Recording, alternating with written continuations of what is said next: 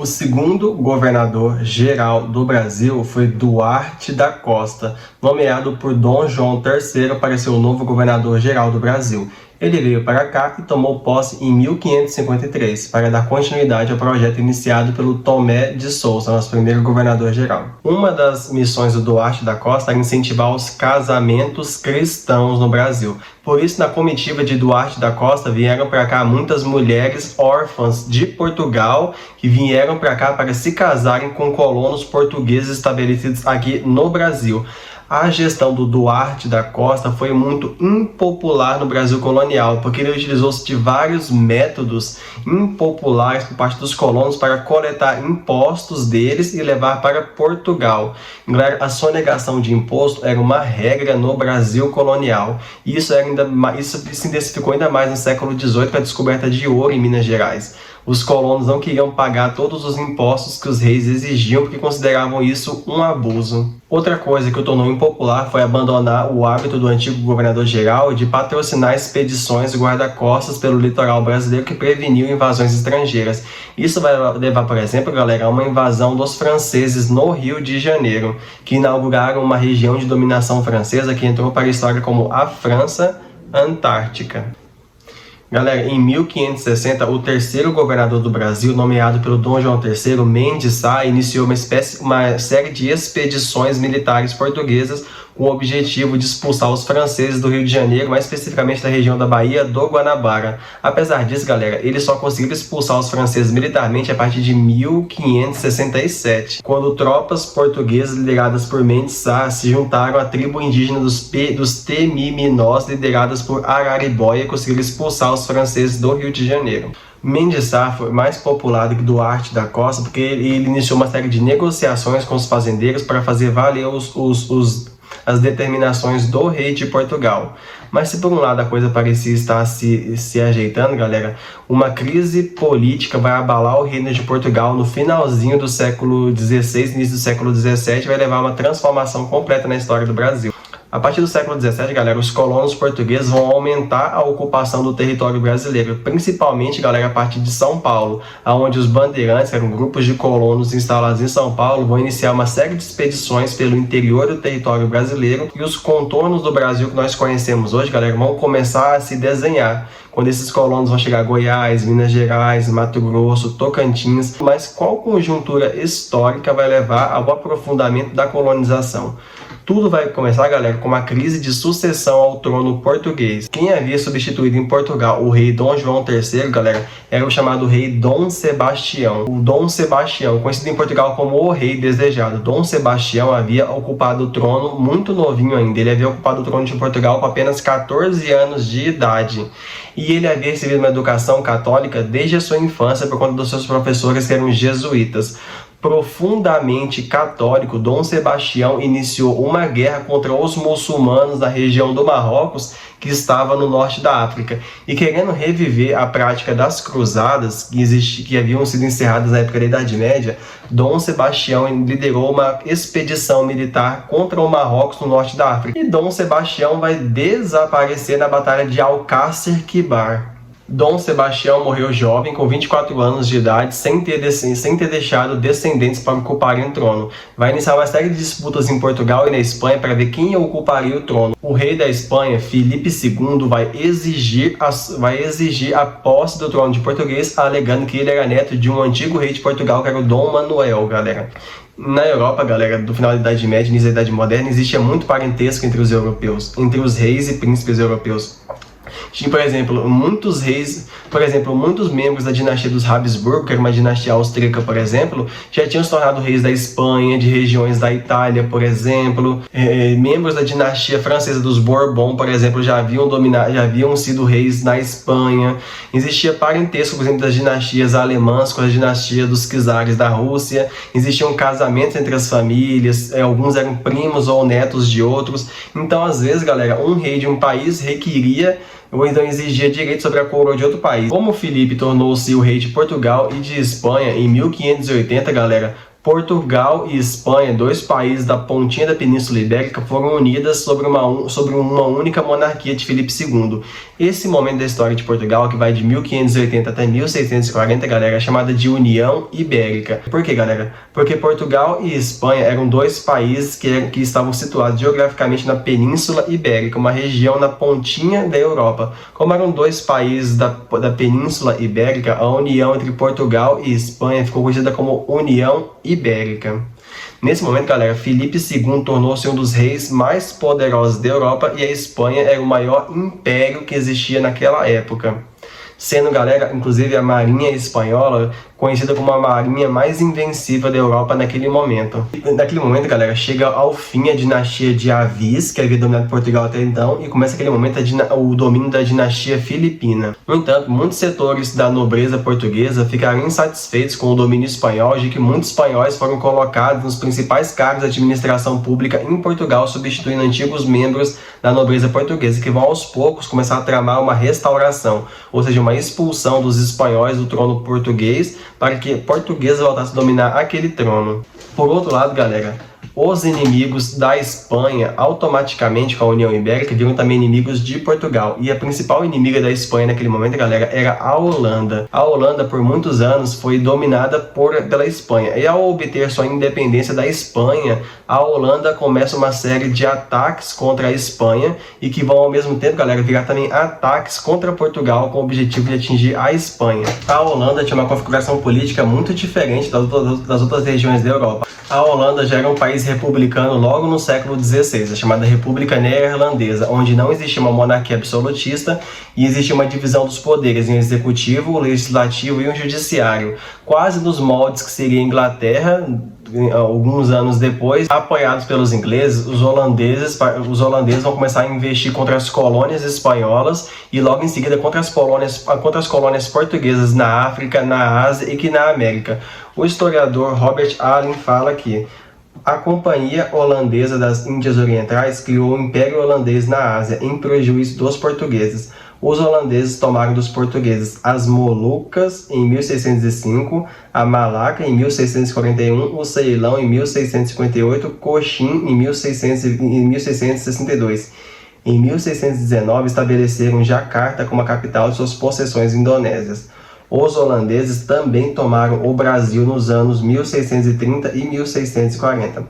Colonizaram ilhas açucareiras no Caribe, fundaram Nova York em 1624 e a colônia do Cabo na África do Sul em 1652. Prestem atenção, galera, a colonização holandesa das ilhas do Caribe vai alterar profundamente a história do Brasil, uma vez que a produção açucareira no Caribe vai levar ao declínio do preço do açúcar no brasileiro, que agora não tinha um competidor internacional. Lembrando que os ingleses, galera, nessa época também estavam colonizando a América do Norte e também tomaram algumas ilhas da Espanha no Caribe. Os ingleses, por exemplo, tomaram a região das Bahamas e uma série de ilhas no Caribe nos anos 1620 e 1630, além da Jamaica no ano de 1655. Lembrando que os holandeses eram os grandes credores dos primeiros colonizadores brasileiros, então eles sabiam da prosperidade da produção açucareira no Brasil. E em 1624, os holandeses vão atacar a região da Bahia, extremamente interessados no polo açucareiro da região. A intenção deles, galera, era controlar a produção de açúcar na região, da mesma maneira que os portugueses controlavam,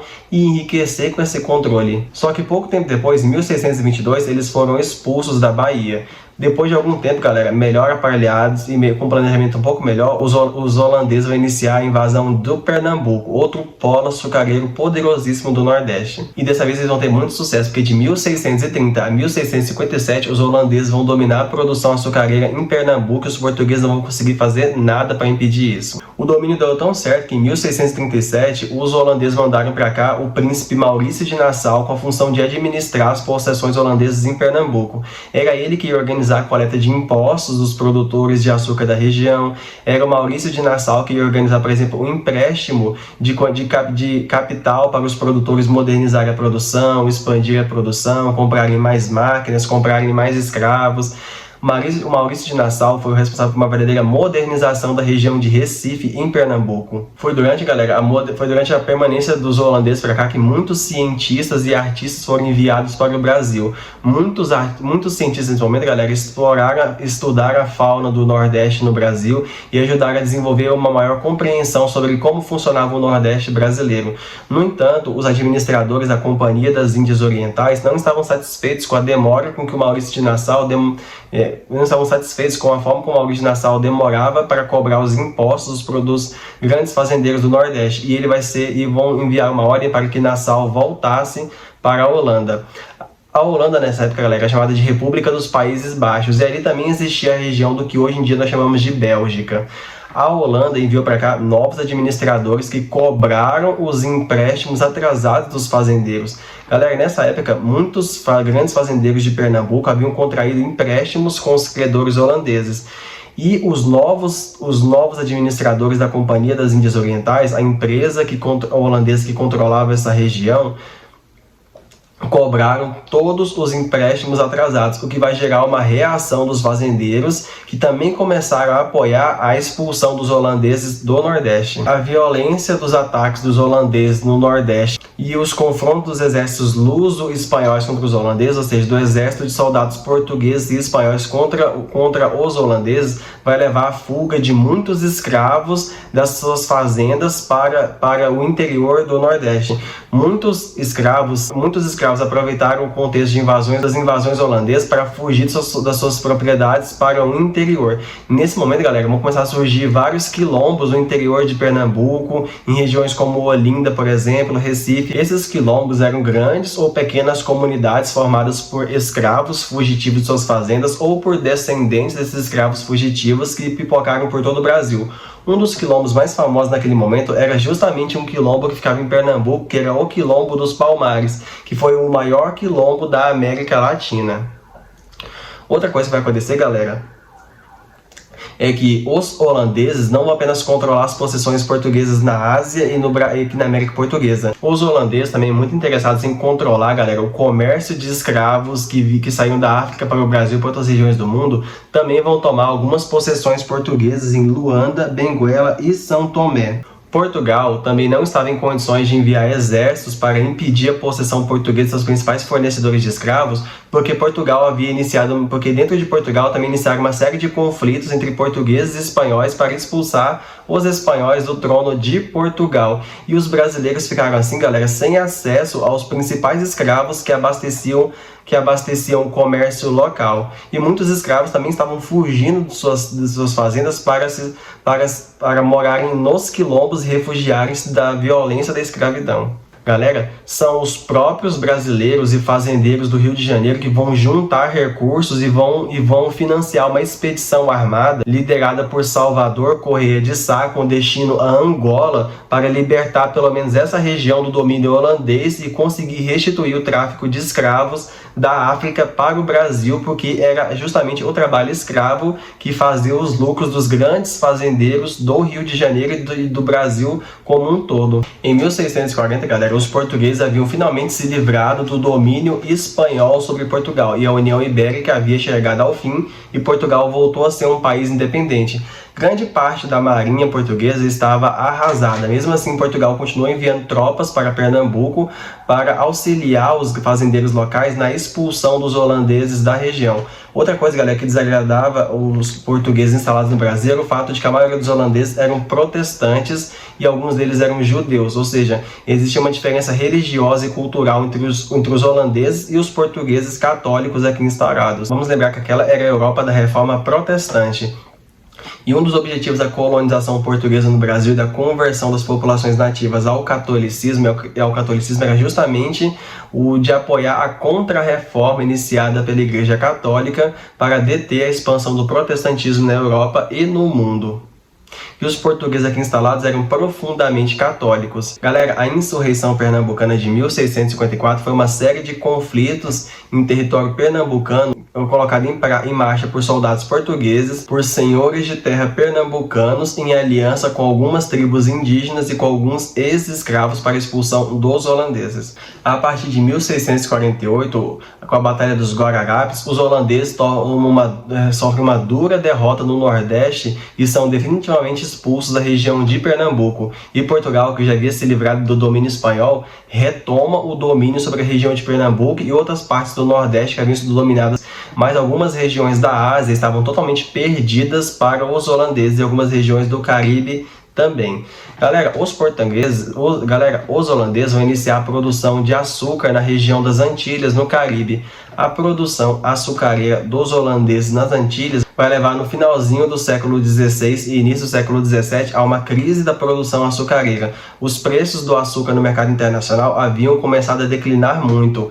De acordo com Caio Prado Júnior, galera, como o Brasil havia se assentado sobre uma base muito frágil, que era a dependência de um único gênero de exportação para o mercado internacional, quando esse gênero de exportação quando esse gênero de exportação começava a ter seus preços diminuídos no mercado internacional, a própria situação econômica do Brasil se complicava, e foi o que aconteceu no Brasil do final do século XVII e início do século XVIII. Galera, durante todo o período da União Ibérica, galera, os colonos foram aprofundando a interiorização do território. Como durante o período da União Ibérica de 1580 a 1640 não havia distinção entre o que era português e o que era espanhol, não fazia sentido para os colonos que estavam aqui no Brasil respeitarem as fronteiras do Tratado de Tordesilhas. E muitos colonos instalados na América Portuguesa, no território que hoje é o Brasil, foram adentrando o interior do território que pertencia à Espanha, que hoje é Goiás, Minas Gerais e Mato Grosso, e foram criando assentamentos ali. Alguns desses colonos, por exemplo, eram os bandeirantes paulistas. São Paulo, até então São Vicente, até finalzinho do século XVI, era uma região periférica do Brasil. Essa capitania na região meridional do Brasil não havia sido próspera na produção de cana-de-açúcar devido ao seu clima mais temperado e ao seu solo mais pantanoso em algumas regiões. Ali se desenvolveu mais uma agricultura de subsistência. Com a dominação holandesa de entrepostos portugueses na África, houve uma diminuição da transferência de escravos para o Brasil, o que levou à falta de mão de obra em algumas fazendas do Nordeste do Brasil. Surge então, galera, para os colonos paulistas uma oportunidade de desenvolver uma atividade lucrativa diferente. Os colonos paulistas começaram a sair de São Paulo e empreender várias expedições para o interior do Brasil com o objetivo de capturar indígenas para serem vendidos como escravos para os colonos portugueses que precisavam de mão de obra escravo para suas fazendas de cana-de-açúcar. Como o tráfico de escravos da África para o Brasil estava interrompido, a mão de obra indígena surge no horizonte como uma solução para o problema. E muitos paulistas que não haviam conseguido prosperar com a produção de cana-de-açúcar ou de outros gêneros de exportação em São Paulo, começam a organizar verdadeiras expedições armadas para o interior do Brasil, com o objetivo de apresar indígenas que seriam vendidos como escravos para proprietários rurais.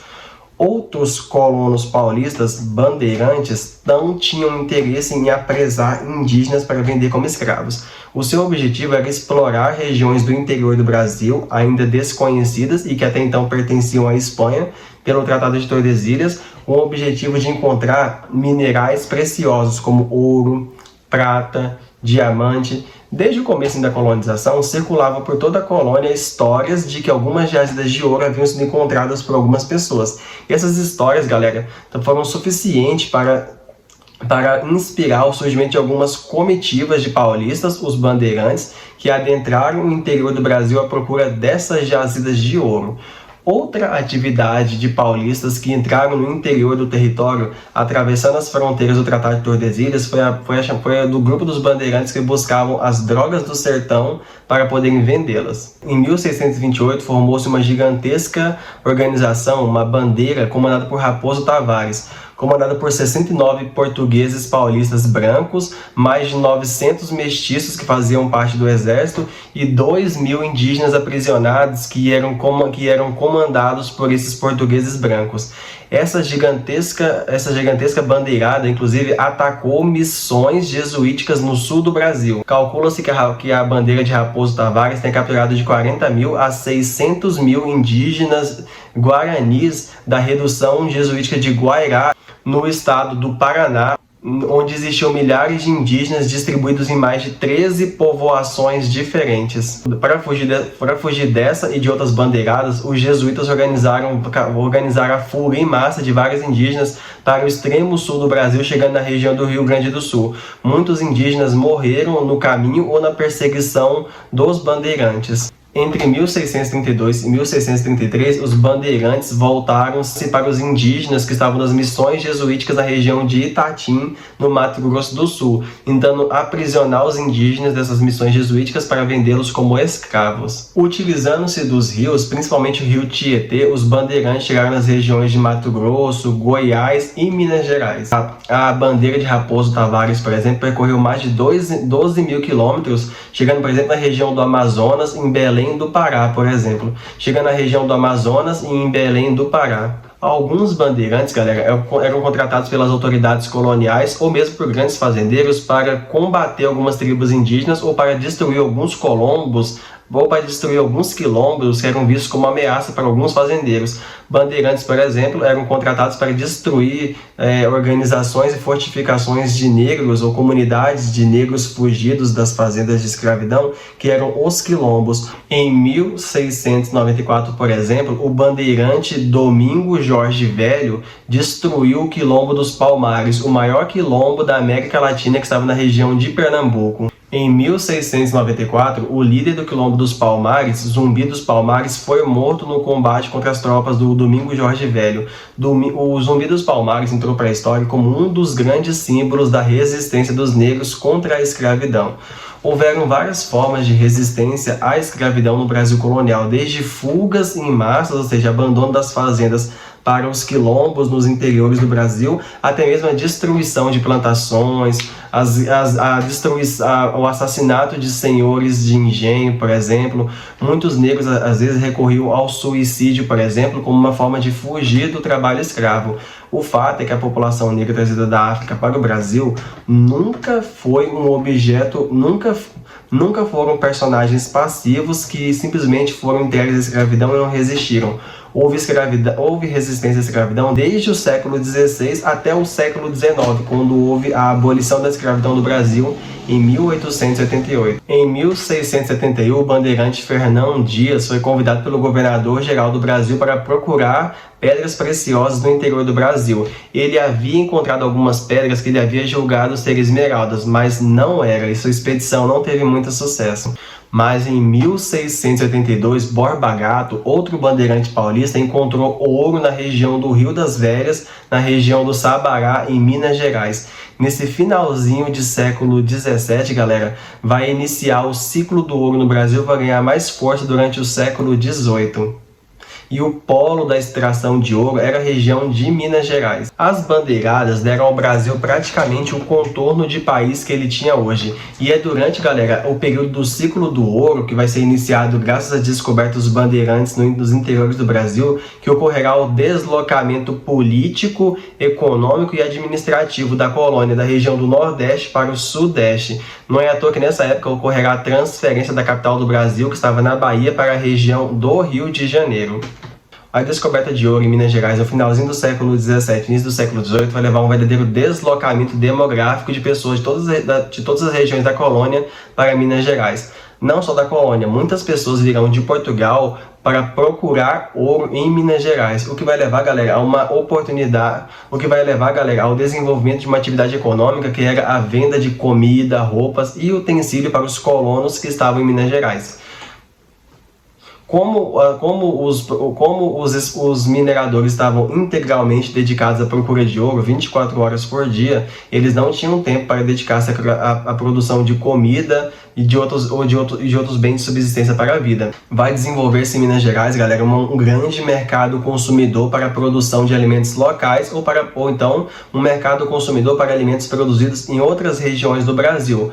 Por exemplo, galera, a produção de ouro em Minas Gerais vai estimular a criação de gado no Rio Grande do Sul, além de virar um polo de compra para a carne de gado lá do Nordeste. Embora a carne de gado produzida no Nordeste fosse pouco a pouco suplantada pela criação de gado no Rio Grande do Sul, onde o gado desenvolveu-se com mais facilidade graças às características graças a algumas características do sul do Brasil, que eu vou explicar daqui a pouquinho. É nesse momento, galera, que vai surgir o charque, carne bovina salgada com altíssimo grau de concentração, produzida no Rio Grande do Sul e levada para as regiões de mineração para ser vendida para os colonos que estavam ali. A pecuária, galera, desenvolvida no Rio Grande do Sul, diferente de outras regiões do país, era uma pecuária extensiva que exigia pouca mão de obra. Às vezes eram alguns indígenas, alguns mestiços ou alguns negros livres na condição de assalariados que cuidavam das grandes quantidades de gado criados livremente no Rio Grande do Sul.